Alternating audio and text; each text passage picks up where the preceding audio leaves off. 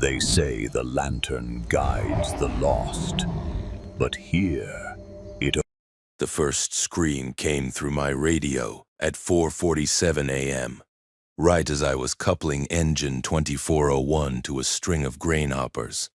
Static, then Tommy's voice, high and wrong, shouting about something in the dispatch office. Just dead air and the hum of diesel engines idling across the switching yard. I stood there in the pre-dawn darkness, one hand still on the coupling lever, watching the distant glow of the office windows. The fluorescent lights flickered once, twice, then I saw shapes moving inside. Too many, too fast, wrong angles and jerking motions like broken puppets. That's when I heard the glass shatter. I didn't run toward the sound. 23 years working for Great Northern Rail taught me to trust my gut, and my gut was screaming to get the hell away from that building. I climbed into 2401's cab, locked both doors, and grabbed the radio. Tried every channel. Nothing but static on the yard frequency. Nothing on the main line. Nothing on emergency. Through the windshield, I watched the office door burst open. What came out used to be Tommy and maybe 3 others from the night shift. They moved like animals, heads low, running on all fours sometimes, then upright, then down again. Moonlight caught their faces, blood, so much blood, and their eyes reflected light like a dog's eyes do, that weird shine that shouldn't be there. The overhead lights across the yard started going dark, section by section, like something was killing the power grid systematically. I fired up 2401's engine, felt the familiar rumble beneath my feet. The cab lights illuminated my control panel, and I realized with cold clarity that I was sitting in 50 tons of steel with its own power source, surrounded by hundreds of rail cars and locomotives, connected to thousands of miles of track leading everywhere and nowhere. The things that used to be my co-workers were spreading out across the yard now, moving between rail cars, hunting. One of them, couldn't tell who anymore, climbed onto a tanker car 50 yards away and screamed, not a human sound. The answer came from the neighborhood beyond the fence, dozens of voices screaming back. I had maybe 10 minutes before they figured out where I was. The yard stretched out in front of me like a steel maze, 43 tracks, over 200 rail cars in various states of assembly, 3 other locomotives besides mine, maintenance buildings, fuel depots, and the dispatch tower. Everything I needed to survive was here. Everything I needed to die was closing in. My hands moved automatically, releasing brakes, checking pressure gauges, calculating. Not how to escape, how to fortify. Right now, if you've ever had to choose between running towards safety and building something worth surviving for, you'll understand what happened next. Hit that like button and subscribe, because this decision changed everything. I threw 2401 into reverse and started backing away from the office complex, moving slowly. Lights off, using just the ambient glow from the few remaining security lights. Railroad yards aren't designed for quick movements. Everything's calculated in tons and inertia and stopping distances measured in football fields. But I'd spent 2 decades learning every inch of this facility, every switch point, every siding, every dead-end track. The creatures, I couldn't call them people anymore, were spreading through the yard randomly. No coordination, just instinct, pulling them toward movement and sound.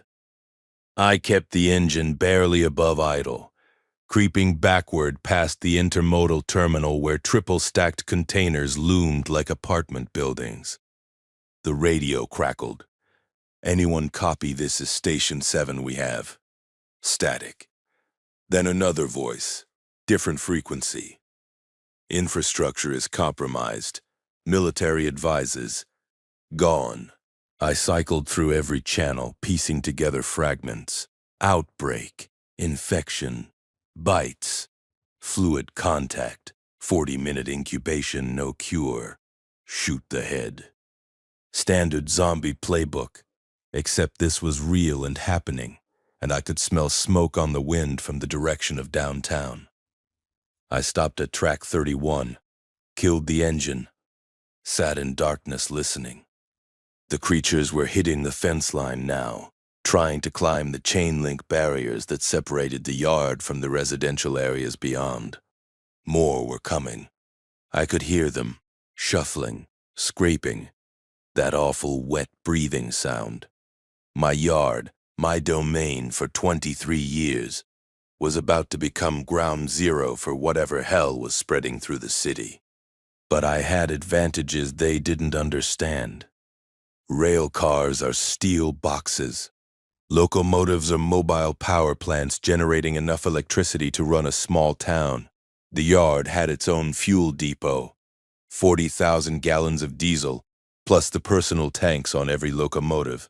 The maintenance building held tools, welding equipment, spare parts, everything needed to keep a fleet running.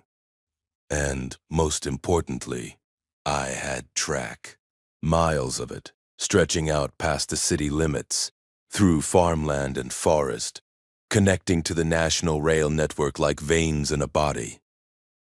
I spent the next 3 hours moving through the yard like a ghost, coupling cars together with desperate precision. Found a military transport train that had been sitting on track 12 for 2 weeks waiting for clearance, 8 flat cars loaded with equipment under heavy tarps. Coupled those to 2401. Added 2 boxcars from the automotive shipment on track 19. Empty. Cleared out. Perfect for storage. Found 3 passenger cars that had been mothballed since the commuter line shut down in 09. Gutted interiors but solid frames. Attached those. A maintenance car with a crane boom. 2 grain hoppers I could use for water storage. A refrigerated car from the produce run that still had battery backup. The sun came up while I was working, and that's when I saw the real scope of it. The city skyline 3 miles away was burning in a dozen places. The highway overpass that crossed the yard's eastern boundary was packed with abandoned cars, and between them moved hundreds of those things, drawn by the bottleneck, climbing over vehicles, pulling drivers through windows. The screaming reached me even over the idling engines. 3 of them spotted me while I was coupling the passenger cars. They came at me across the tracks fast and low, and I barely made it into 2401's cab before they reached the ladder. They threw themselves against the steel, fingers scrabbling at the windows, leaving bloody smears. I sat there breathing hard, watching them, and saw what Tommy must have seen in the office. Their eyes were still human enough to show hunger, but nothing else. No recognition, no reasoning, just need. I throttled up and started moving, dragging my assembled train through a complex series of switch points toward the maintenance facility. The creatures fell away, couldn't keep pace with 25 miles per hour, and by the time I reached the fuel depot, I'd lost them. Backed my train onto the servicing track and started the long process of filling every tank I had. The depot's automated system still worked, credit card reader and pumps running off their own generators. I maxed out my company card loading diesel, watching the gallons tick up while monitoring the radio for any coherent information. Nothing good. Emergency broadcasts looping the same instructions. Stay indoors, avoid contact, wait for military assistance. But the military channels I could pick up told a different story. Units were pulling back. Quarantine zones had failed. The infection was spreading exponentially, and every estimate said the city would be completely overrun within 48 hours. I climbed up onto my assembled train and really looked at what I'd built. 12 cars total pulled by the most reliable locomotive in the fleet, Engine 2401, a 4,400 horsepower beast that could pull twice this weight without straining. At the front, the military flat cars with their mysterious cargo, then the box cars for storage. The 3 passenger cars would become living quarters, the maintenance car with its crane, the grain hoppers for water, the refrigerated unit for food storage. At the rear, I coupled on one more addition, a caboose I found rusting on a siding, old style with a cupola on top that would give me a 360 view. It wasn't pretty, but it was mine, a mobile fortress on rails. By noon, the fence had failed on the north side. I watched from 2401's cab as they poured through, hundreds of them, spreading across the yard like a flood. They swarmed the office building, the dispatch tower, every structure, breaking windows and tearing through doors. Some of them figured out how to climb the idle locomotives, pounding on the cabs, but couldn't get inside. Others wandered between the parked rail cars, attracted by their own reflections in the steel sides. I was sitting on track 27, fully fueled, fully assembled, watching my old life get torn apart. The rational move was to leave, take my fortress train out onto the main line, and put miles between me and this chaos. But something made me wait. The radio. Voices still coming through, faint and desperate. People trapped in the residential tower 6 blocks south. A group held up in the truck stop at the Eastern Junction. Survivors at the medical clinic near Station 3. Station 3 was 8 miles down the main line, just inside the city limits. Easy run on clear track. The tower was unreachable by rail, but the truck stop sat right next to an old siding we used for overflow storage. If people were alive out there, I had the only vehicle in the city that could move without using roads, without getting stuck in traffic or blocked by barricades. I made my decision at 1:15 p.m. when I heard a kid's voice on the radio, no more than 10 years old, trying to sound brave, asking if anyone could help. His dad was hurt. They were in a signal house at mile marker 47, surrounded, running out of water. Mile marker 47 was 12 miles west on the branch line, completely accessible by rail. I throttled up, released the brakes, and felt my fortress start to move. 12 cars and 250 tons rolling forward, picking up speed, heading for the mainline junction. Behind me, the switching yard fell away, overrun and lost. Ahead, the tracks stretched out silver in the sunlight, leading into unknown territory. The first rescue run taught me everything I needed to know about survival in the new world. The main line out of the city was clear until mile marker 12, where an automobile had tried to cross the tracks and gotten stuck. I couldn't stop. Too much weight, too much momentum. So I hit it at 30 miles per hour and felt the slight bump as 2401's cowcatcher did its job. The car spun away, and we kept rolling. Mile marker 15 showed me why the military was pulling back. The track ran through what used to be a commercial district, and both sides of the rail corridor were packed with them, thousands. They rushed the train as we passed, throwing themselves at the moving cars, bouncing off steel sides, falling under the wheels. The sound was horrible. Impacts and wet crunching and that screaming. I kept my speed steady, watching them swarm, and understood that we couldn't stop. Not here, not anywhere near population centers. The signal house at mile marker 47 sat elevated beside the track, accessible by a metal stairway. I approached slowly, horn blaring, and saw movement in the window. A man's face, then the kids, both looking like they couldn't believe what they were seeing. I stopped the train with my maintenance car directly below their position, scrambled back through the passenger cars, and deployed the crane. Never used it for a rescue before, but the principle was simple. Lower the hook, let them secure themselves, raise them up. The dad came down first, moving stiff, one arm wrapped tight with a bloody bandage. Not bit. He insisted as I pulled him through the maintenance car door. Cut on broken glass. The kid followed, clutching a backpack and a baseball bat. They were the first people I'd seen in 12 hours who still had human eyes. "You're alone?" the dad asked, looking at my train. "Running this whole thing solo?" "Was alone," I said. "Got a crew now." "You know anything about locomotives?" He shook his head, but the kid piped up. "My friend's dad works for the railroad. He's at Station 3 in the medical place." "Are we going there?" "Station 3, where this whole rescue circuit had started in my mind." I nodded. "Everyone who's still alive needs to get off the ground. Rails are the only safe corridors left." The medical clinic had been fortified by some smart thinking with steel shutters and welded doors, but they were out of supplies and down to rainwater they'd collected on the roof.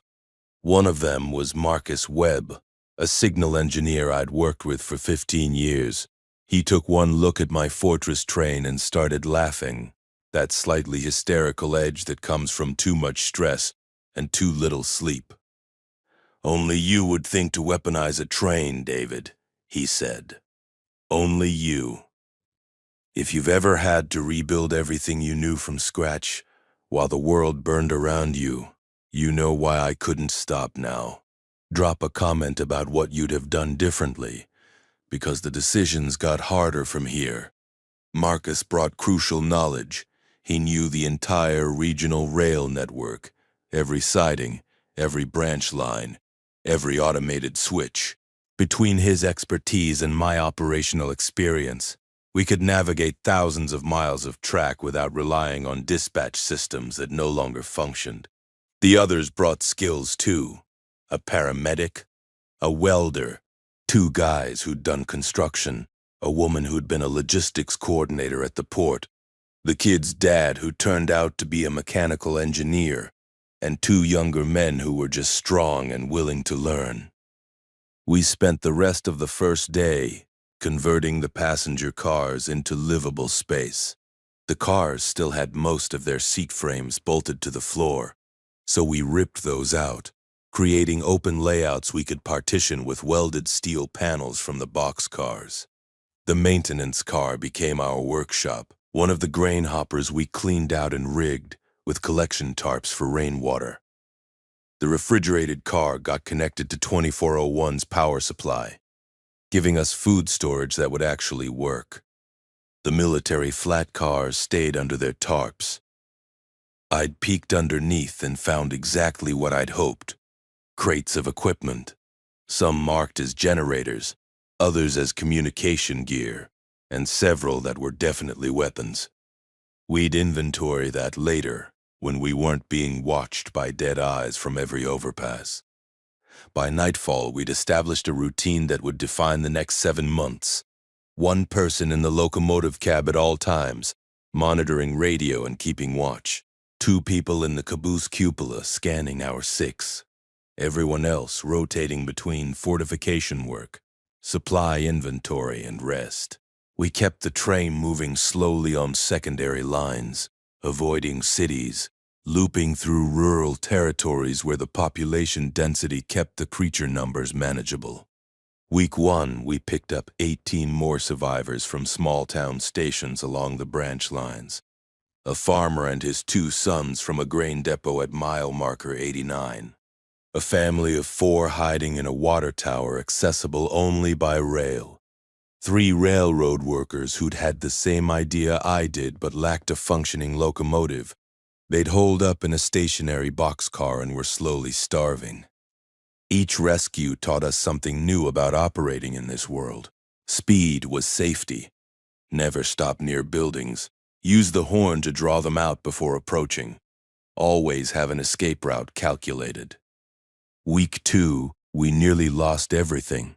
A group of about 40 survivors had taken over a junction station at the crossing point of 3 major lines.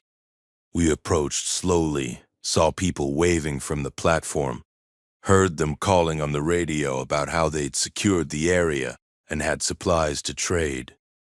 Marcus was immediately suspicious. The junction was too valuable, too strategic.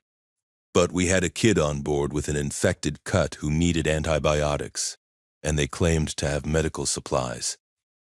We stopped 200 yards short, and I walked up alone carrying nothing but a radio. The leader was a man named Carson, maybe 50, with the kind of smile that didn't reach his eyes. He wanted our train. Said they'd been waiting for something like it to come along, something mobile and fortified. Said we could join them, but the train would be community property under community leadership. When I declined and started walking back, his people raised guns. I hit the radio. Marcus, forward, full throttle. 250 tons of steel accelerated toward the junction while I sprinted sideways off the tracks and rolled down an embankment.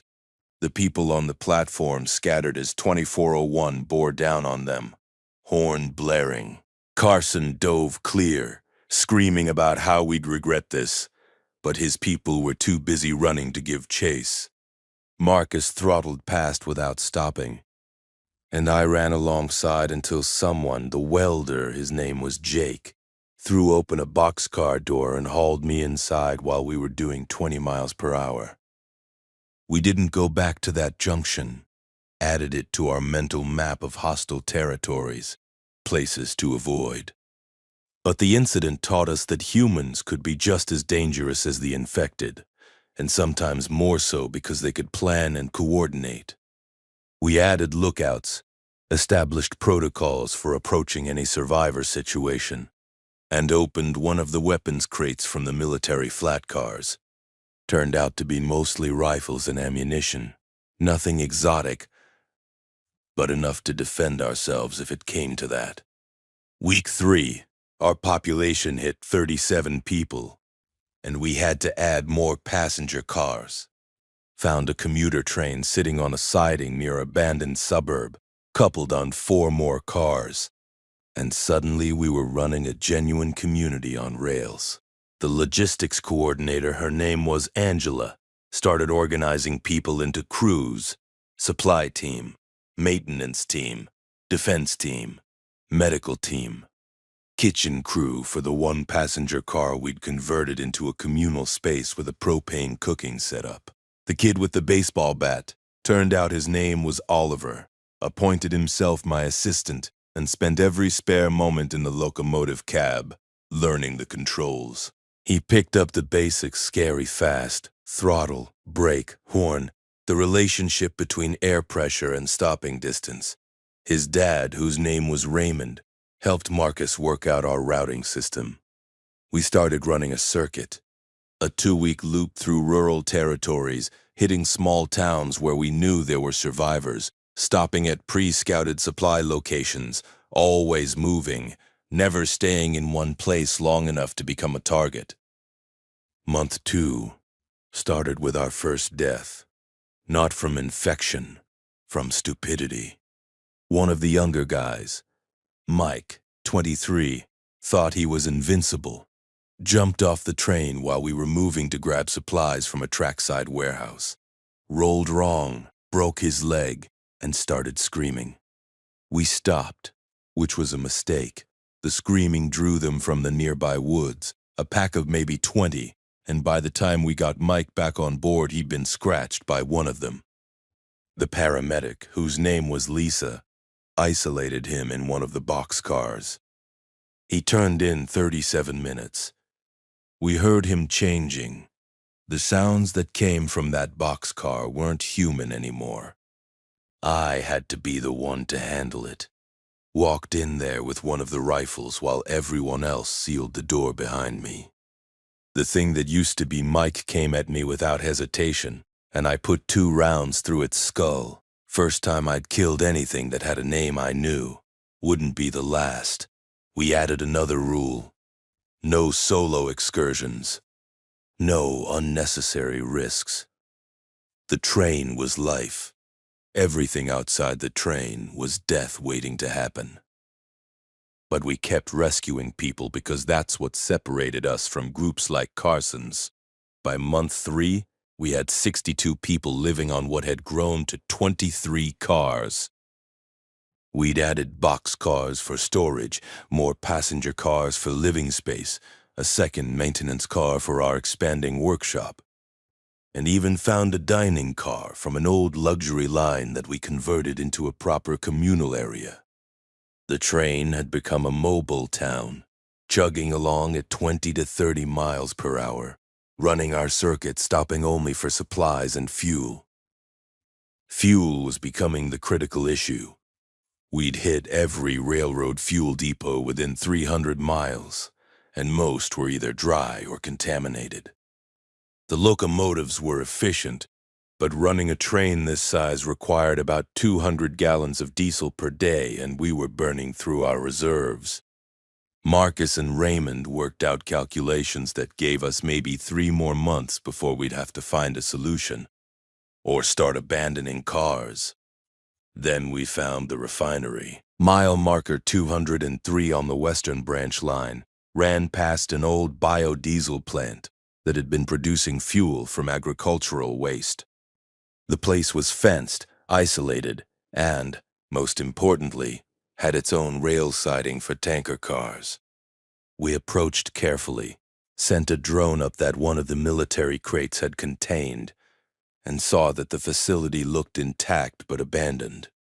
No movement, no infected visible, and sitting on the siding were 4 tanker cars, each with the capacity of 30,000 gallons. We spent 2 days securing that facility, clearing the buildings room by room, establishing a perimeter.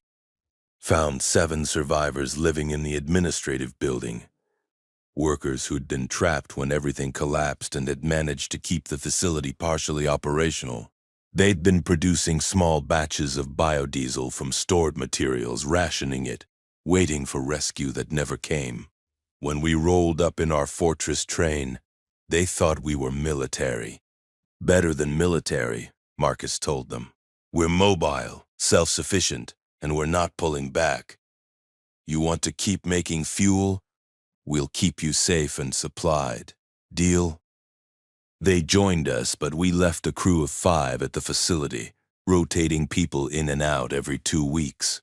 The refinery became our primary base, the one fixed point in our circuit. We could produce about 500 gallons of biodiesel per week with the materials on hand, and the workers taught our people how to operate the equipment. Suddenly, our fuel crisis was solved. As long as we could keep the refinery secure and supplied with raw materials. Month 4 brought winter and new challenges. The creatures didn't care about cold. They kept moving in temperatures that should have killed them, their bodies shutting down everything non-essential to just keep hunting. But the train cared about cold. Water lines froze, heating systems struggled. We burned through propane trying to keep the living cars warm while also maintaining visibility through the locomotive's windows. We adapted, found a rail yard with a snowplow attachment, and mounted it on 2401's front, insulated the passenger cars with materials scavenged from abandoned homes near the tracks, set up a wood-burning stove in the dining car that someone had pulled from a rural station house. The train became a moving survival bubble, rolling through frozen landscapes where the dead were the only things that still moved with purpose. We also started seeing patterns in their behavior. They congregated around areas where they'd last seen humans, sometimes waiting for weeks. They responded to sound more than sight, which meant we could pass through areas if we kept quiet and didn't use the horn. And they avoided water, not consciously, but their coordination broke down when crossing streams or rivers, and many of them just stood at the edge, confused by the barrier. Marcus and I worked out new routes that took us across long bridges and through territories where the rail lines followed rivers. Safer corridors, fewer encounters, less ammunition expended. We were learning to read the landscape of the apocalypse. This is where everything I thought I knew about survival got tested. If you're still with me, hit that subscribe button and share this, because what happened in month 5 will show you just how wrong I was about who the real enemy was. Month 5, we encountered another train. We were running the Eastern Circuit, moving through farmland about 40 miles from the nearest city, when Marcus spotted it on a parallel track 2 miles ahead. Another locomotive pulling what looked like a dozen cars, moving south while we were heading north. I slowed down, cautious, and tried the radio. Got static, then a voice. Male, careful. Identify yourself. Railroad engineer David Mills operating a survivor train out of the Great Northern Yard. You. Pause. Jacob Torres, formerly of Southern Rail. How many people you carrying? 68. We'd picked up 6 more the previous week. You? 43. You friendly? I looked at Marcus, who shrugged. Friendly enough? Looking to trade information? We met at a neutral junction, where 2 lines crossed but didn't connect, parking our trains parallel, 50 yards apart. Torres was younger than me, maybe 40, with the lean look of someone who'd been burning calories faster than replacing them. His train was smaller, but more heavily fortified, steel plates welded over windows, observation posts mounted on the roofs, what looked like mounted guns at both ends. You've seen combat, I said, 3 times. Organized groups trying to take the train, lost 11 people. He looked at my fortress, noting the military flat cars the size of our setup. You've been luckier or smarter. Both, maybe. We had 1 close call early on, been avoiding conflicts since.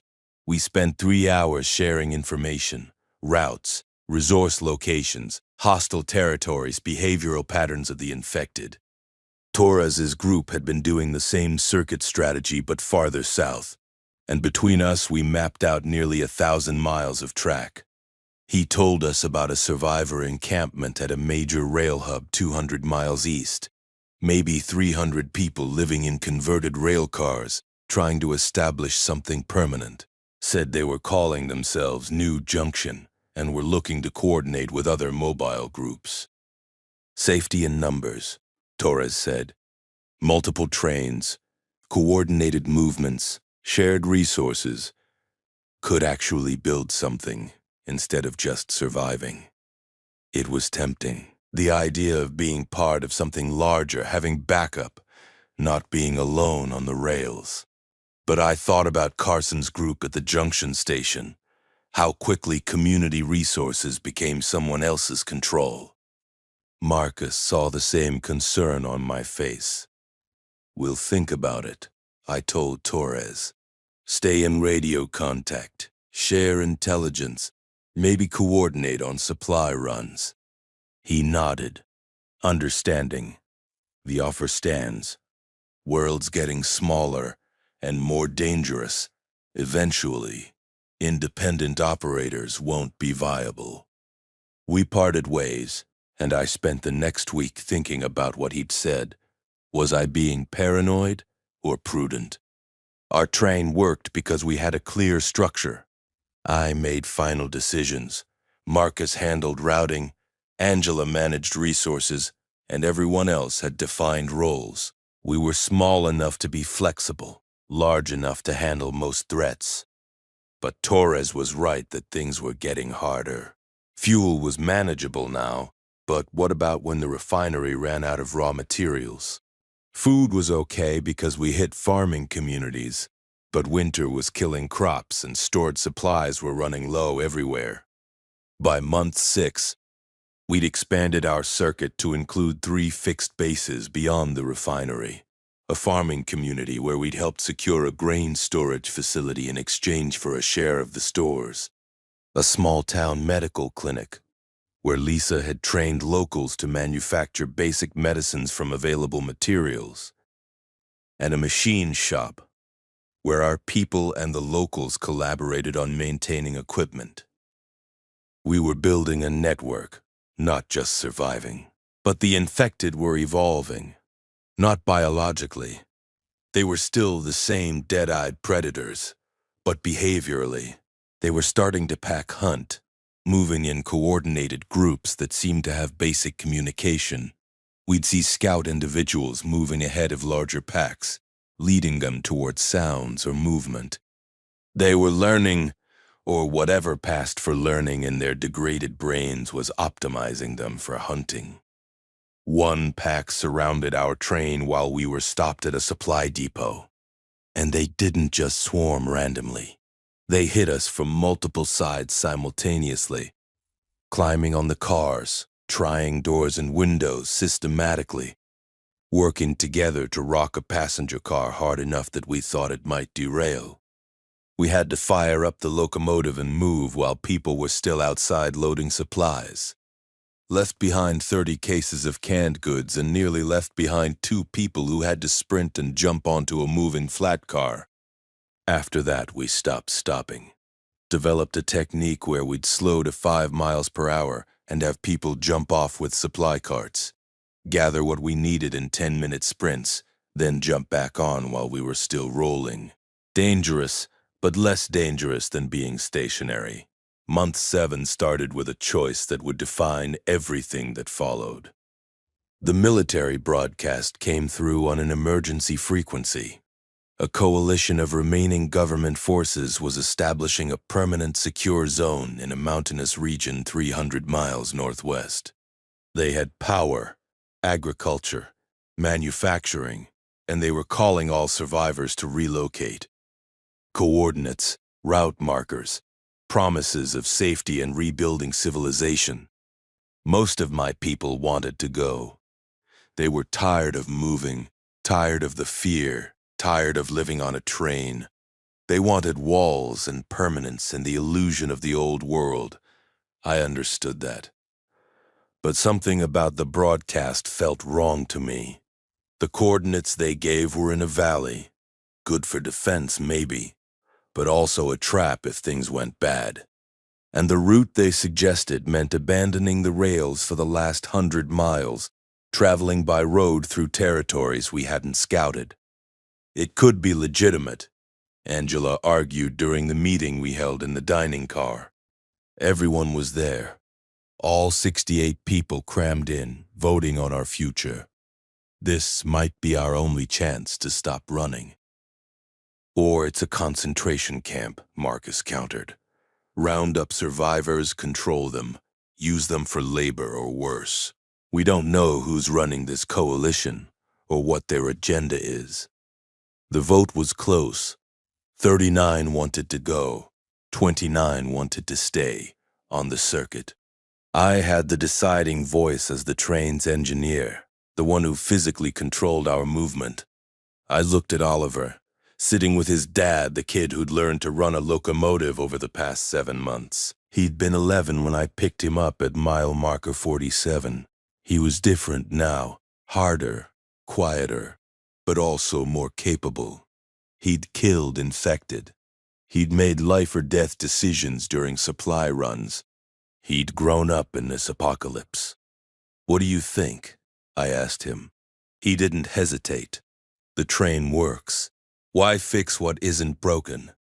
Out of the mouths of children comes either wisdom or ignorance." And I chose to believe it was wisdom.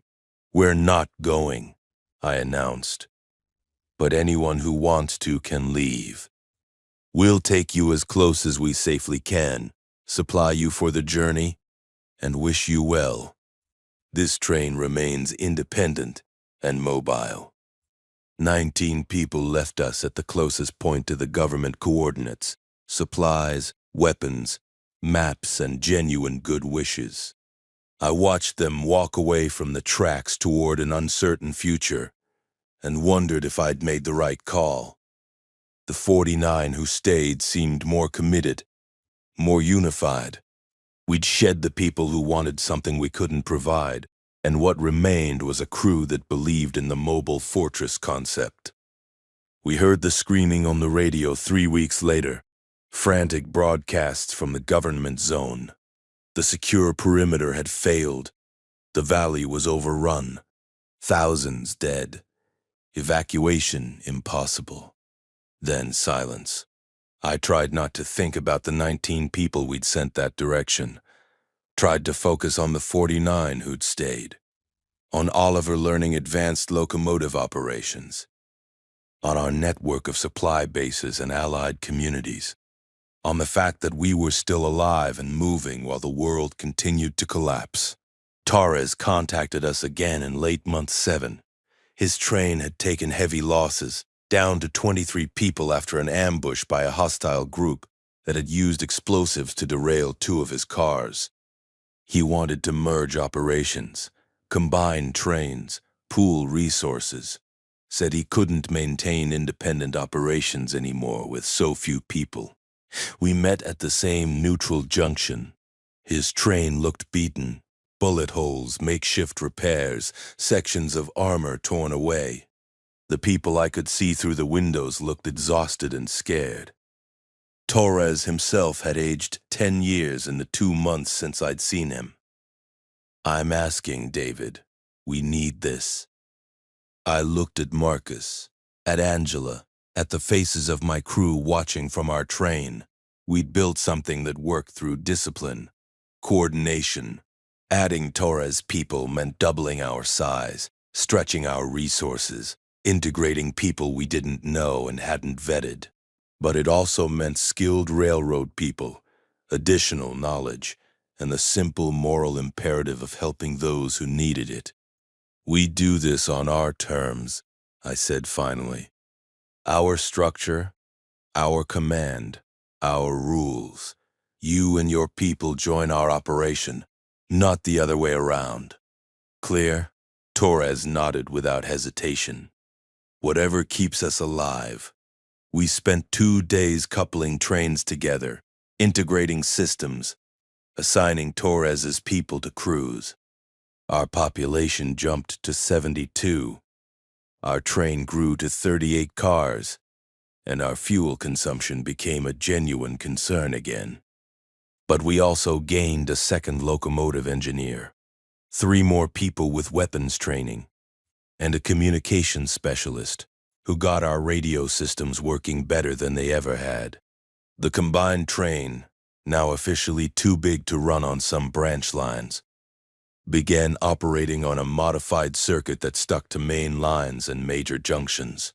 We became more visible, more of a presence, and that attracted both survivors and threats. Week 1 of the combined operation, we picked up 11 more people and had to fight off 2 separate attacks from hostile groups that wanted to take what we'd built. The train was becoming legend in the scattered survivor communities.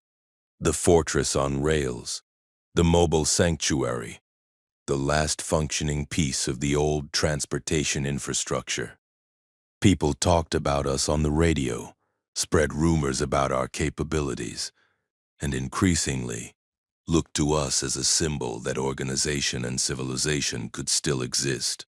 By the end of month 7, we were running 41 cars with 86 people, operating 3 fixed bases, plus the refinery, coordinating with 17 different survivor communities along our circuit, and serving as a mobile supply chain that kept small towns alive. We'd become something more than a survival group. We'd become infrastructure. I stood in 2401's cab one evening, watching the sun set over frozen farmland while we rolled west at 25 miles per hour, and realized that we'd done more than survive. We'd adapted. We'd built a new kind of community for a new kind of world, one that never stopped moving, that lived on steel rails stretching across dead lands, that represented continuity and connection in a fractured reality. Oliver was in the cab with me, hands on the secondary controls, learning the feel of the train at different speeds. "How long do we keep doing this?" he asked, not complaining, just curious. "Moving forever?" "Until we can't anymore," I said. "Until the fuel runs out, or the tracks fail, or we find something better. But right now, this works. The train works." He nodded, satisfied with that answer, and I realized that was the truth of our existence. We weren't trying to rebuild the old world or create some new utopia. We were just maintaining motion, keeping the wheels turning, surviving 1 mile at a time. Maybe that was enough. Maybe in a world where everything had stopped, just keeping moving was its own victory. If this story of building something mobile and defiant in a world gone dead resonated with you, share it with someone who understands what it means to keep moving when everything says to give up. We made it 7 months. We'll make it 70 more. Month 8 brought snow that never seemed to stop, and a radio transmission that changed everything. We were running the northern segment of our circuit, moving through territories we'd cleared a dozen times, when the communications specialist, his name was Derek, one of Torres's people, picked up a coded military signal. Not the usual emergency broadcasts or desperate civilian calls, but something structured, repeated on a precise schedule, using encryption patterns he recognized from his time in the Army Reserve.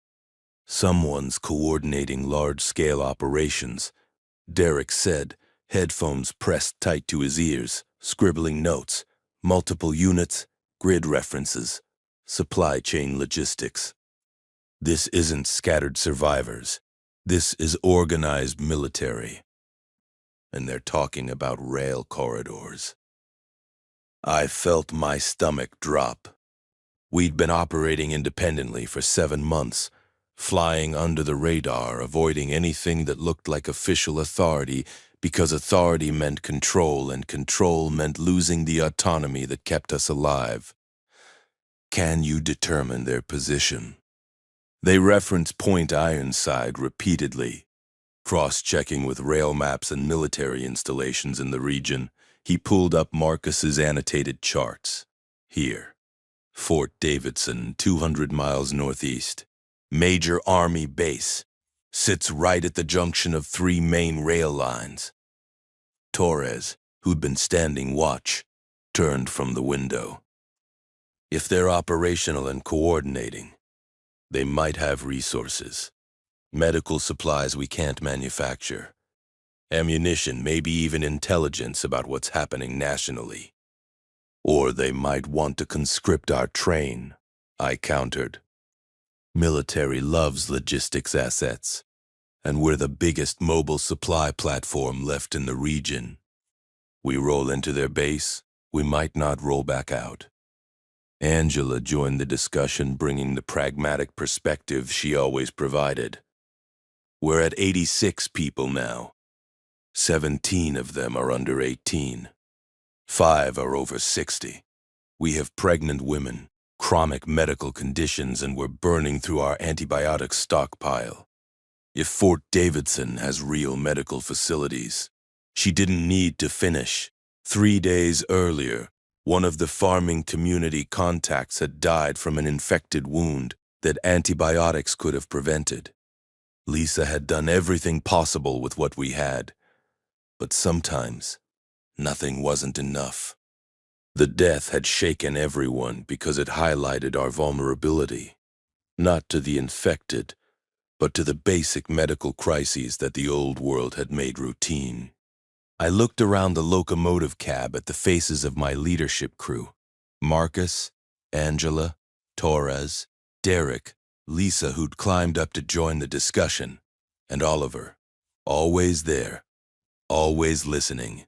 We do reconnaissance first. Derek, can you respond to their signal without revealing our position? I can try general broadcast. Identify as survivors, request information. See how they respond before committing to anything. Do it. Cautious. No specifics about our capabilities or location until we know what we're dealing with. Professional, careful. Exactly what I'd have said if I were trying to lure in resources without scaring them off. Fort Davidson was operational with approximately 800 military personnel and 2,000 civilian survivors. They'd secured a 20-mile perimeter, had functioning power and agriculture, and were attempting to coordinate regional stabilization efforts. They welcomed contact with survivor groups and offered trade, medical assistance, and mutual defense coordination. No mention of conscription or mandatory integration. Too good to be true, which meant it probably was. But desperation makes fools of us all, and we were desperate for medical supplies. We arranged a meeting point, a rail junction 15 miles from Fort Davidson, where we could maintain escape routes in 3 directions. Neutral ground. Both parties would send small delegations, unarmed, to discuss potential cooperation. I took Marcus, Angela, and Lisa. Left Torres in command of the train with strict orders. If we weren't back in 6 hours or if anything seemed wrong, get the train moving and don't look back. We rode one of the small maintenance vehicles we'd modified to run on rails. Basically a motorized cart that could make 20 miles in 30 minutes, fast enough to retreat if needed. The Army delegation was already waiting when we arrived. 3 soldiers in clean uniforms that looked bizarre after months of seeing only survival wear, and a civilian administrator who introduced herself as Colonel Patricia Vance. She looked competent, tired, and genuinely pleased to see us. Engineer Mills, your reputation precedes you. The mobile fortress train. We've heard reports from at least a dozen communities about your supply runs and rescue operations. She gestured to the soldiers. These are Captain Morrison, Lieutenant Chen, and Sergeant Hakim. We're here to discuss mutually beneficial cooperation. We're independent operators, I said immediately, establishing boundaries. We're not looking to integrate with military command structures or surrender operational control of our assets. Vance nodded like she'd expected exactly that response. Understood and respected. We're not interested in conscription or seizure. Frankly, we need your train to keep doing exactly what it's been doing, maintaining connections between survivor communities, running supplies, providing mobile rescue capability. What we can offer in exchange is access to our medical facilities, manufacturing capacity, intelligence about infected movement patterns, and ammunition resupply. In exchange for what specifically? Coordination. Share your route information so we know which areas you're covering, and we're not duplicating efforts. Relay intelligence back to us about conditions in territories outside our perimeter.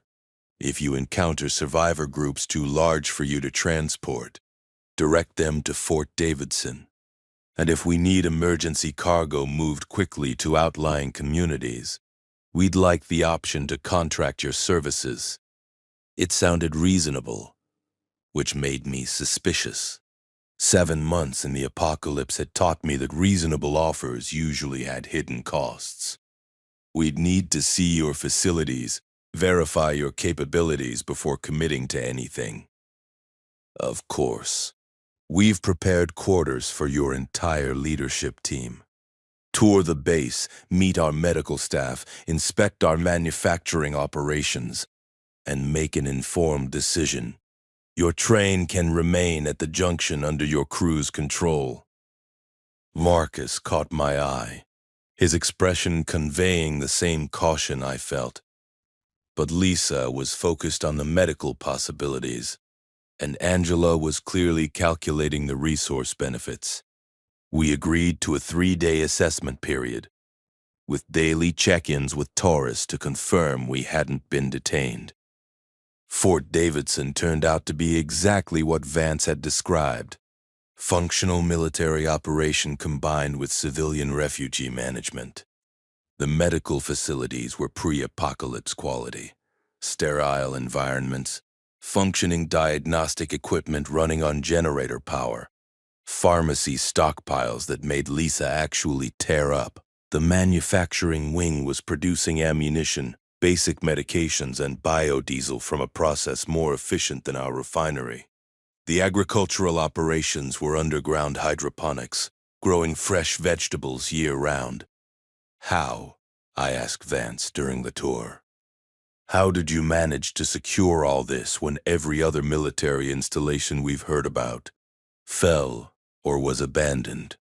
Geography, preparation, and ruthless early decision-making, she said bluntly.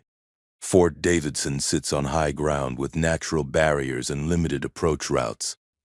When the outbreak started, the base commander recognized the threat immediately and locked down before infection could spread internally. We had soldiers shoot their own family members trying to get through the gates in those first days. Hard choices that still haunt us, but they kept the core facility secure. The civilian areas were less impressive. Overcrowded converted barracks, rationed meals, strict schedules that felt more like imprisonment than safety. The people looked fed and healthy, but there was a deadness in their eyes that our train residents didn't have. They'd traded freedom for security and were slowly realizing the price. On day 2, Morrison took me to the intelligence center where they tracked infected movements using drone surveillance and reports from outlying observation posts. The maps showed patterns we'd suspected but couldn't confirm. Massive herds of infected migrating between urban centers following seasonal patterns like animals. The cities were completely overrun, functionally uninhabitable, but rural areas showed clearing patterns where the infected population was actually declining. We think they're starving, Morrison explained. Not in the traditional sense, but their metabolisms are burning out. Average infected survives about 18 months post-transformation before major system failure. The early waves from 8 months ago are starting to drop. In another year, the population density might decrease enough for reclamation operations. You're planning to take back territory? Right now, we're focused on sustainability and coordination. That's where your train becomes crucial. You're mobile. You can reach communities we can't, and you've built trust through action. We want to support that, not control it. It sounded good, almost too good. But over 3 days of observation, I couldn't find the trap. Vance's people were genuinely trying to rebuild functional society, and they recognized that our independent operation served purposes their military structure couldn't. On day 3, we negotiated terms. We'd maintain our independent operation but coordinate routing with Fort Davidson. They'd provide medical resupply, ammunition, and intelligence. We'd relay information about outlying communities and provide emergency transport services when requested and feasible. No conscription, no asset seizure. Partners, not subordinates. We returned to the train with enough antibiotics to last 6 months, ammunition crates, fresh vegetables that people literally cried over, and detailed intelligence maps. Torres met me in the locomotive cab while everyone else was celebrating the supplies. "You trust them?" he asked quietly. "I trust that our interests align for now. Davidson needs us mobile and effective. We need their resources, but I don't trust any organization enough to get comfortable. We maintain our independence, our mobility, and our escape plans." He nodded, satisfied. "Good, because comfortable is how you die." They identified 12 survivor communities within our circuit range that we hadn't known about. Small groups, 20 to 50 people each, hanging on in isolated locations. We integrated them into our supply runs, and 8 of them sent representatives to join our train. Our population hit 106. Our train grew to 47 cars, and we split operations into 2 separate trains to maintain maneuverability. Torres took command of the second train, 14 cars, 38 people, operating a parallel circuit that intersected with ours at 3 points. We coordinated by radio, shared intelligence, and effectively doubled our coverage area. The mobile fortress concept was proving scalable, but success attracted attention. Month 10 brought the raiders. They hit Torres's train first, choosing a moment when he'd stopped to assist a stranded survivor group. Professional operation, explosives on the tracks ahead and behind to trap the train, then armed assault from both sides. Torres's people fought back, but the raiders had numbers and military-grade weapons. They captured 6 cars before Torres managed to decouple and escape with the locomotive and remaining cars. 8 people dead, 14 captured, and thousands of pounds of supplies stolen. The radio call came through at 2 a.m. Torres's voice, strained and furious, reporting the attack. They knew our route, our schedule, knew exactly where we'd be vulnerable. David, we have a leak. My blood went cold. Our network included 19 fixed communities, plus Fort Davidson coordination. Any of them could have passed information intentionally, or let it slip accidentally. Or the raiders had their own intelligence operation, tracking us through radio intercepts or drone surveillance. Fall back to Point Echo, I said, referencing one of our secure meeting locations.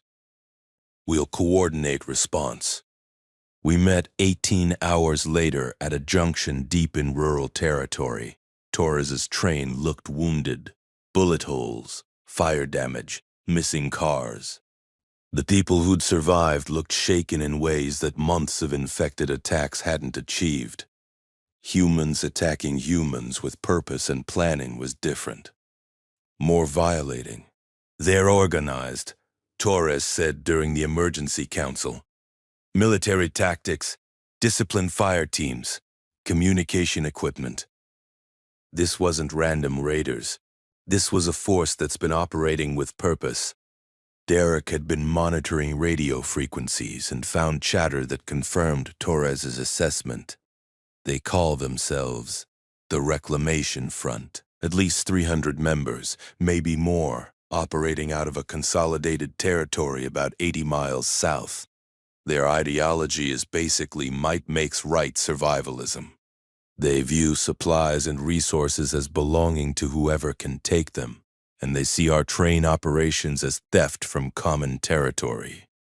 They're bandits with a philosophy, Angela said flatly, and they just declared war on us. I looked at the maps, calculating. The Reclamation Front's territory overlapped with the southern section of our circuit. 6 of our allied communities were within their operational range. If they'd hit Torres once, they'd hit us again, and next time they'd be ready for armed resistance. We have options, I said slowly. Pull back, abandon the southern circuit, consolidate our operations in the northern territories. We'd lose access to some resources but eliminate the threat. And abandon 6 communities to raiders, Lisa interjected. People who've relied on us, who've fed us and sheltered our people. We just leave them? Or we fight, Torres said. Coordinate with Davidson, bring military support, and clear the Reclamation Front from the region.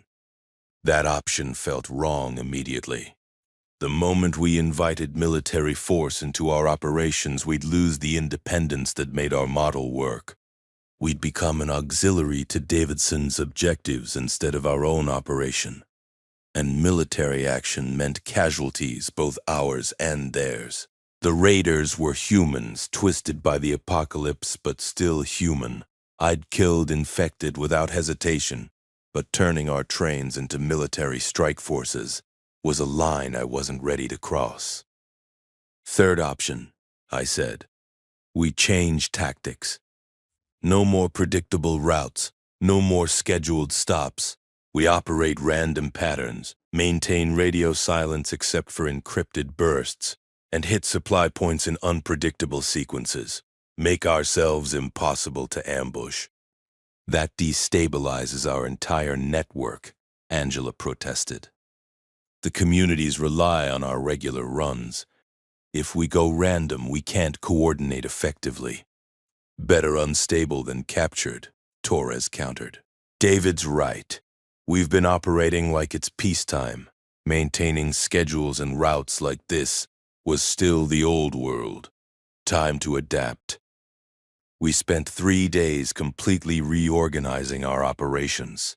Developed a rotating cipher system for radio coordination so even intercepted communications would be useless. Mapped out 47 different route variations through our circuit territory. Randomized daily. Established covert supply caches at unmarked locations instead of fixed community bases.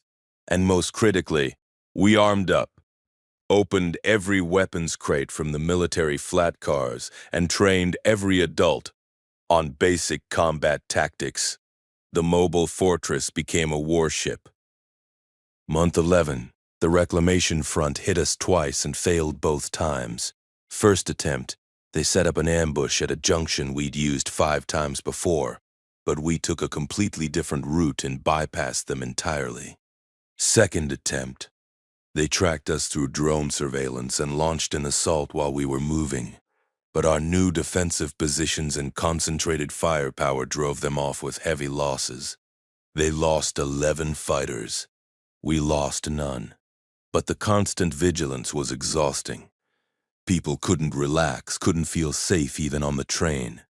The children had nightmares about humans attacking instead of infected.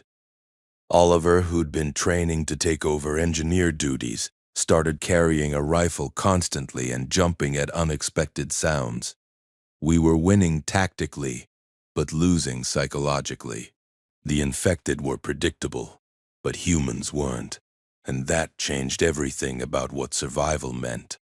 Comment below if you've ever had to defend something you built from people who wanted to take it, because this is where the cost of civilization became real. Month 12, Fort Davidson made an offer I couldn't refuse. Vance called a face-to-face meeting and laid out a coordinated operation to eliminate the reclamation front. Combined force, Davidson military providing heavy weapons and tactical support. Our trains providing mobility and logistics. Allied communities providing intelligence and safe houses. 3-week operation to systematically clear raiders from the southern territories and restore safe corridor operations. I'm not turning my train into a military vehicle, I said immediately. You already have, Vance replied, not unkindly.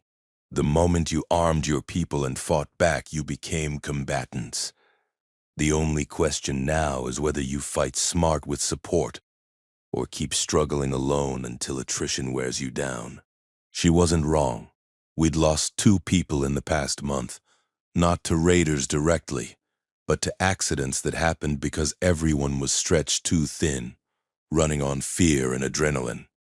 Marcus had developed a stress ulcer. Angela was rationing her blood pressure medication. Torres openly talked about abandoning operations and finding some isolated place to hole up permanently. The status quo wasn't sustainable. What's the operational plan? I asked. The plan was elegant and ruthless. Davidson would insert special operations teams into reclamation front territory to gather intelligence and identify leadership. Our trains would run precisely calculated routes to draw raider attention and force them into prepared kill zones. Allied communities would provide shelter and surveillance. Over 3 weeks, we'd systematically dismantle their organization, capturing leadership, destroying supply caches, and demonstrating that organized resistance was futile. It worked. Week 1. We identified the Reclamation Front's command structure. A former National Guard officer named Briggs, who'd convinced 300 survivors that strength equaled survival. Week 2, Davidson teams captured Briggs and 15 senior leaders during a raid on their headquarters. Week 3, we ran supply operations openly, daring the remaining raiders to attack, and watched their organization collapse as lower-level members either surrendered or fled. By the end of month 12, the Southern Circuit was secure. The cost was 47 raiders dead, 33 captured, and the remainder scattered. On our side, we lost 4 Davidson soldiers and one of our train crew, a young man named Seth who'd volunteered for a scouting run and got caught in crossfire. His death hurt more than any of the previous losses because it was preventable. If we'd stayed independent, stayed mobile, never engaged in open conflict, Seth would still be alive. I stood at his memorial service. We'd started doing actual services for our dead, marking graves along the rail lines, and wondered if we'd made the right choices. We'd secured our territory and saved our network, but at the cost of becoming what we'd tried to avoid, a military force operating under coordinated command structure. The line between self-defense and aggression was thinner than I'd thought. Oliver approached me after the service, rifle slung over his shoulder, looking older than his 12 years. "Was it worth it?" he asked, not challenging, just genuinely trying to understand. "Ask me in a year," I said. "Right now, I don't know." Month 13 brought an unexpected development. The surrender negotiations with captured Reclamation Front members revealed that many of them were just desperate survivors who'd followed Briggs because he offered structure and purpose. They weren't ideologically committed to raiding. They just needed somewhere to belong. Vance proposed integration, offer them amnesty in exchange for productive labor, either at Fort Davidson or with our train operations. The vote among our crew was contentious. Torres argued strongly against it. These people had killed our friends and attacked us repeatedly. Lisa countered that refusing them continued the cycle of violence and wasted human resources we desperately needed. Angela took the practical middle ground. Accept them provisionally. Integrate them slowly. Maintain monitoring for security. We accepted 70 former raiders into our network. 30 went to Fort Davidson.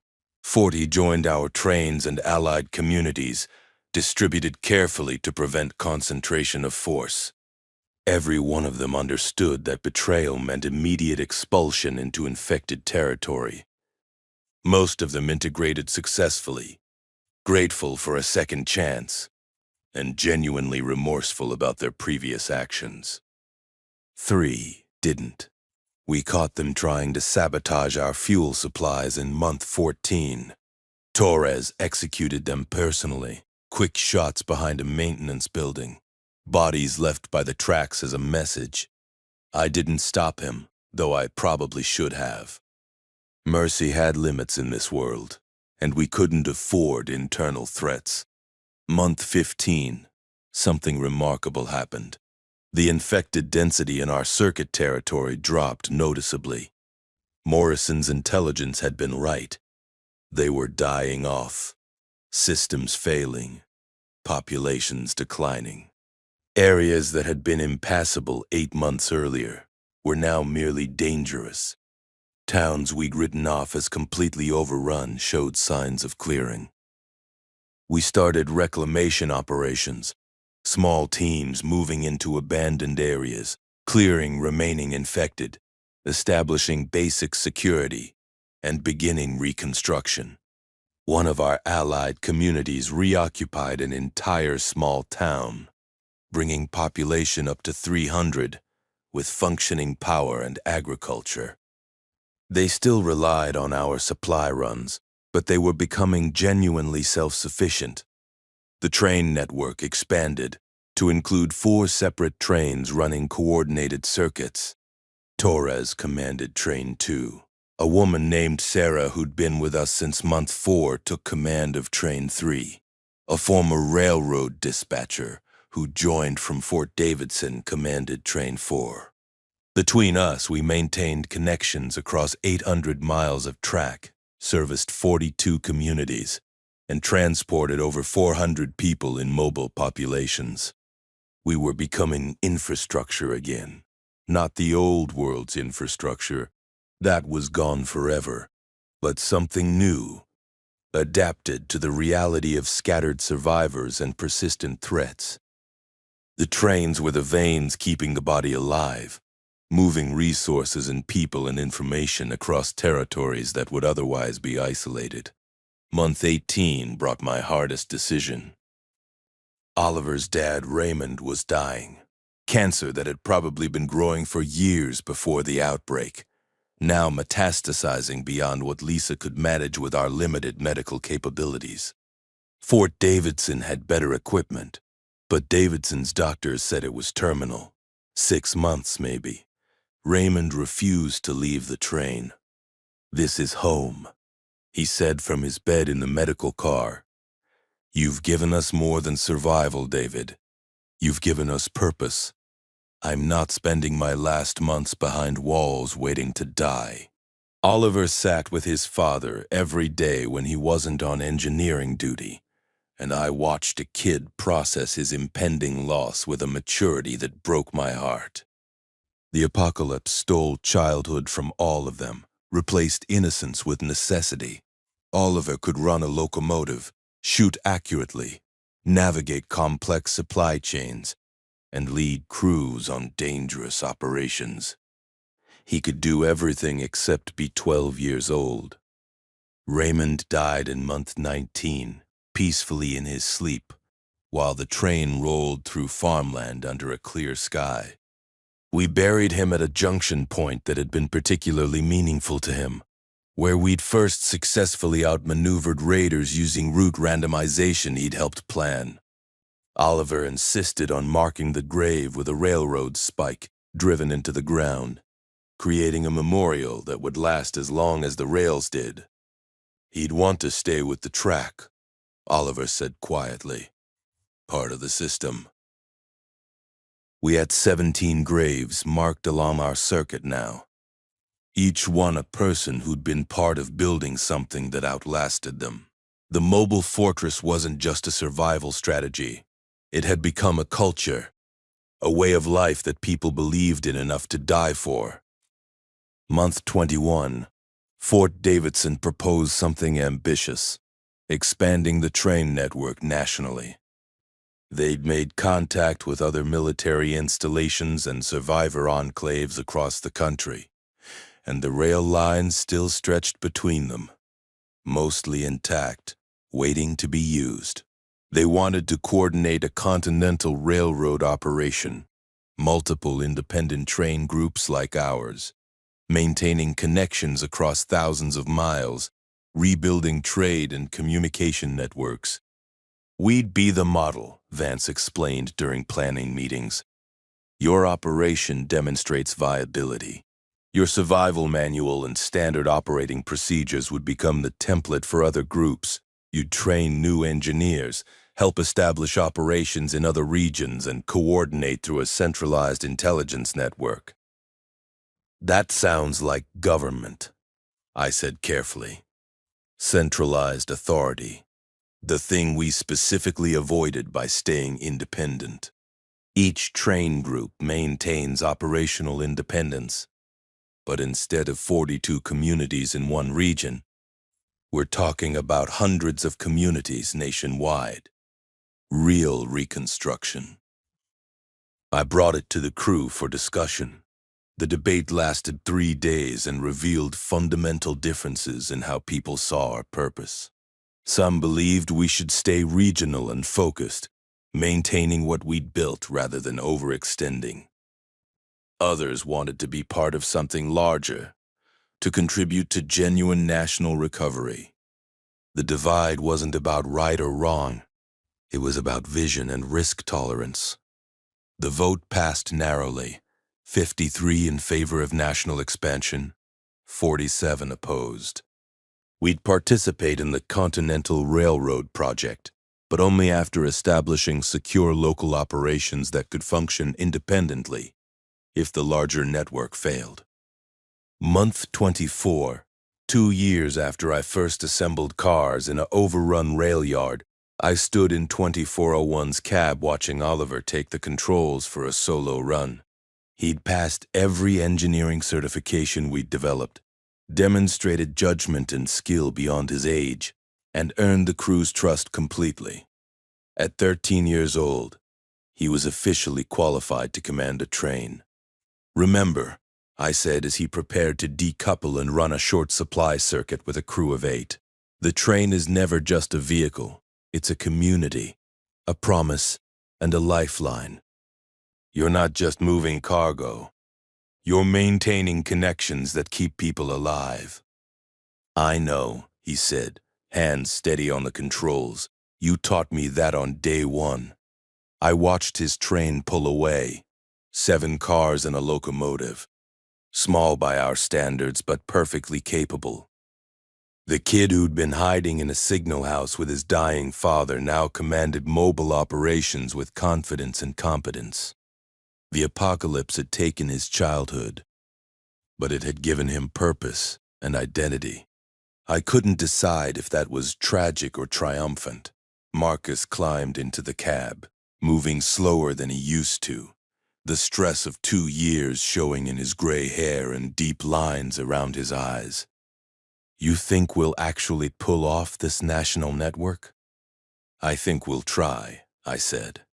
"Whether it works depends on factors we can't control, but the alternative is staying regional and watching our system stagnate. Find a good location, secure it, and just live. No more circuits, no more constant motion. Actually build something permanent." It was tempting. 2 years of never stopping, never sleeping more than 4 hours at a stretch, never letting my guard down. I was 48 years old and felt 70. My knees ached in cold weather. I had scars from a dozen close calls. I'd killed more infected and hostile humans than I could count. The weight of hundreds of lives depending on my decisions had worn grooves into my psyche that would never smooth out. But stopping felt like dying. The train worked because it moved, because it connected, because it represented something ongoing and alive in a world that had stopped. The moment we settled, we'd become just another static community, vulnerable to siege and stagnation. "Maybe someday," I told Marcus, "but not yet. Still too much track to cover. Still too many people who need what we provide." If you've made it this far through 2 years of building, fighting, losing, and adapting, then you understand what it means to keep moving forward when everything says to stop. Share this story, because it's not just about survival. It's about what we choose to become when the world forces us to rebuild everything from scratch. Month 26, we connected with the first Eastern Corridor train group. Operation running out of what used to be Pittsburgh, commanded by a woman named Chen, who'd built her operation using many of the same principles we'd developed independently. Her train serviced 31 communities across Pennsylvania and Ohio, and she'd maintained operation through 2 brutal winters and countless hostile encounters. The meeting felt historic. 2 independent train operations, proving the model worked across different regions, sharing experiences, and establishing coordination protocols. Chan's people had solved problems we'd struggled with. Better water filtration systems, more efficient food storage, improved defensive positions. We'd solved problems they faced: fuel production, medical supply chains, integration protocols for hostile survivors. Together, we mapped out coordinated routes that would connect our networks, creating a supply chain stretching from the Great Plains to the Appalachians. It was ambitious, probably insane, but also necessary. Isolated communities couldn't maintain advanced civilization. Connected communities could share resources, knowledge, and population to maintain specialization and growth. Month 30, 3 trains operated from our original group. Myself on Train 1 with 62 people, Torres on Train 2 with 48, and Sarah on Train 3 with 54. Train 4 had been destroyed in a derailment during an ice storm in month 28. We'd lost 17 people, including its commander, and the survivors had integrated into the remaining trains. The loss reinforced that what we did was inherently dangerous, that mobile operations meant constant risk, but also that the mission continued regardless of losses. We'd connected with 4 other regional train networks by then. The Continental Railroad wasn't fully operational, but the foundation was established. Intelligence shared across 2,000 miles of territory. Supply coordination that moved critical resources from areas of surplus to areas of need. Population transfers that reunited families and redistributed specialized skills. It wasn't the old world civilization, but it was something functional emerging from the chaos. The infected population in our territory had declined by an estimated 70% from peak levels. Some areas were genuinely safe during daylight hours. You could walk outside, work in fields, let children play without constant armed guards. Towns were being reoccupied. Agriculture was expanding. Small-scale manufacturing was returning. People were having babies by choice instead of accident, planning futures that extended beyond next week. We'd done that. Not alone, not without help. But our trains had been the connective tissue that allowed it to happen. Month 36. 3 years after the outbreak, I assembled the Leadership Council in our headquarters car for a final discussion. We'd been debating the same question for weeks: when to transition from mobile operations to semi-permanent base establishment. The consensus was forming that we'd accomplished what needed to be accomplished with pure nomadic operations. Now, the network needed hubs, permanent secure facilities where trains could dock, undergo major maintenance, and serve as connection points for expanding operations. We're not abandoning the mobile model, I clarified during the meeting. We're evolving it. Trains still run circuits, still maintain connections, but they're based out of secure facilities instead of operating in constant motion. Crews rotate off for rest. Maintenance happens in equipped facilities instead of improvised trackside. We transition from survival mode to sustainable operations. The vote was unanimous. We'd identified 4 locations for hub establishment, including one centered on our original refinery. Construction would begin immediately using resources and labor from our allied communities. Timeline was 18 months to full operational status. Oliver, now 14 and officially my apprentice engineer, raised the question that everyone was thinking: what happens to the people who've lived on the trains for 3 years? This has been home. Home adapts, I said. 3 years ago, home was a stationary building. Then it became a moving train. Now it becomes a facility with trains that come and go. The people who need constant motion can stay with the mobile crews. Those who need stability can work at the hubs. We're big enough now to accommodate both. It was the right decision, the mature evolution of our operation. But it also felt like the end of something, like we were trading the desperate improvised beauty of our mobile fortress for bureaucratic efficiency. The train had saved us by keeping us moving. Now we were choosing to stop. We established the first hub at the refinery in month 42, a fortified facility with maintenance bays, living quarters, agricultural operations, and rail access from 4 directions. Trains docked there for 3-day cycles, undergoing maintenance and resupply before heading back out on circuit. It worked beautifully, increasing efficiency and reducing crew fatigue. It also felt sterile compared to the constant motion we'd known. I stood on the hub's observation platform one evening, watching 3 trains come and go, and realized that we'd succeeded ourselves out of existence.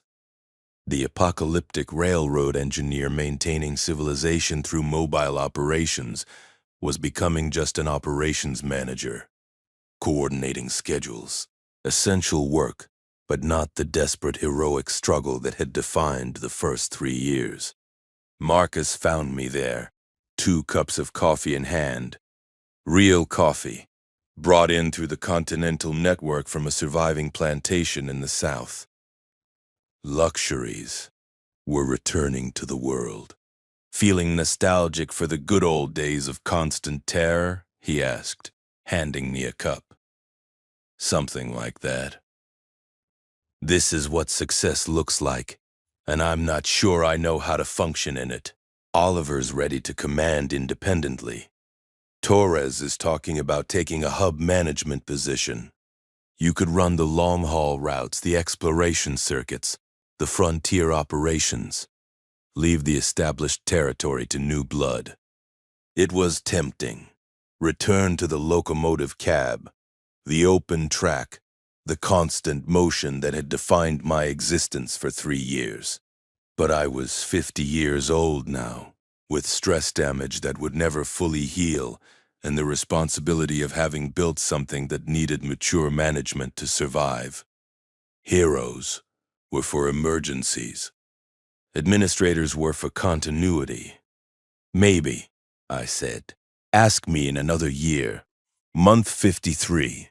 4 years and 5 months after coupling my first car in an overrun rail yard, the Continental Railroad network officially launched.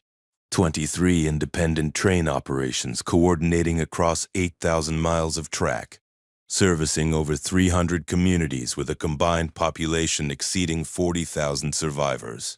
We moved supplies, people, and information across territories that had been isolated since the outbreak. We maintained the connections that allowed specialized communities to focus on manufacturing, or agriculture, or research, or medical services without needing complete self-sufficiency. We'd rebuilt the circulatory system of civilization. The formal celebration at Fort Davidson was surreal. Speeches and ceremonies and people treating us like we'd done something remarkable instead of just making desperate decisions that happened to work. Vance gave me a commendation, an actual military medal for civilian service, like we were still operating in the old world's framework of recognition. Oliver stood next to me during the ceremony, now taller than me, broad-shouldered and confident in ways I'd never managed. 4.5 years of apocalypse had made him into someone capable and complete, and I felt a strange pride mixed with sorrow that this was what the world had demanded of children. "What do you think comes next?" he asked during the reception afterward, both of us uncomfortable in the formal setting.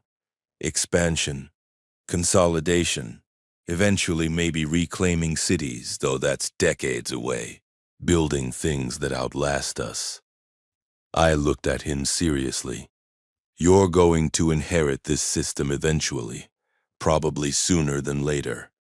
The people who built it are burning out, and the second generation needs to take over. I'm 15.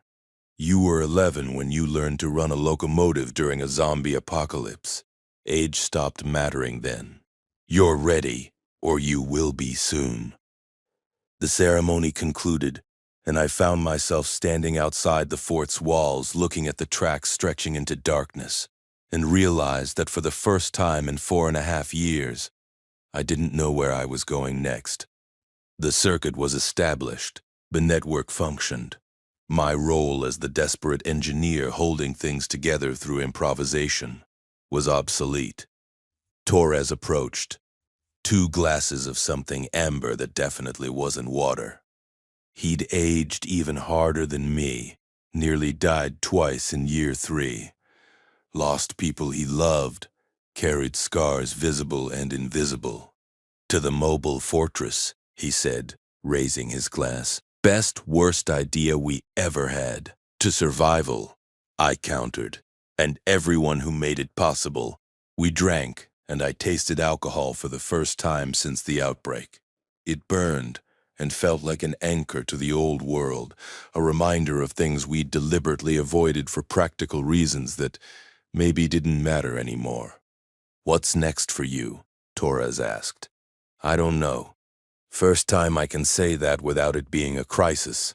I genuinely don't know what comes next. Then figure it out, he said. You built something impossible. Now you get to decide what to do with the rest of your life in the world you helped create. That's a privilege most people don't get. He was right. I'd survived when millions hadn't. I'd built something functional from disaster. I'd trained a generation of people who could maintain and expand what we'd started. The mobile fortress on rails had evolved into a continental network that represented genuine hope for recovery. I walked back toward the hub facility, past 3 trains being prepped for departure, their locomotives humming with ready power. Saw Oliver in one of the cabs, running pre-departure checks with the confidence of someone who'd done it 1,000 times. Watched crews loading supplies, checking weapons, coordinating routes. The system worked without me now, which meant I'd succeeded completely.